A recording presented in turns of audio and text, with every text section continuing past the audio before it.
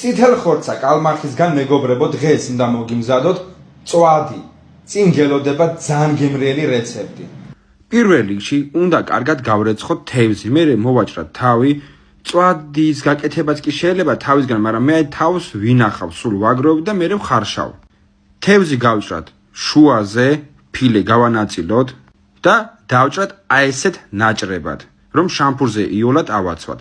ეხლა გადავიდეთ მარინადზე, დავუმატოთ ფორთოხლის წვენი, კეჩუპ და მაიონეზს არ ვამატებ, იმიტომ რომ ჯერ პირველ რიგში არ არის სასარგებლო, მეორედ სისულელია, გემოსაფუჭებს. დავამატებ მარილი, მშრალი ნიორი ცოტა, წითელი პაპრიკა, შებოლილი პაპრიკა თუ იქნება, საერთოდ კაი იქნება, დავუმატოთ შავი პილპილი და ცოტა სოიოს соуსი აუცილებლად.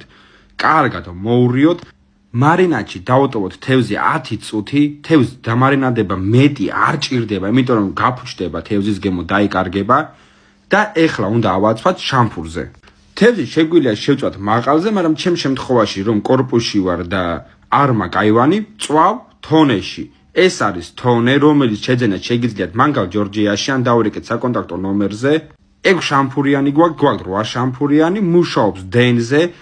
სპირალი ბრაწავს ხორცს ოქროსფერ კანამდე, თიხა ცხელდება და აცხოვს ხორცს. გამოდის უგემრიელესი მწვადი. შეგიძლია თევზი, ხორცი, საქონლის ღორი შეწვათ ბოსტნეული ნებისმიერ რამე. რაც ეხება თევზს, გამოვიდა უგემრიელესი, იმიტომ რომ კაი მარინადი არის. გამოეწერეთ არხი და დაალაიქეთ ვიდეო.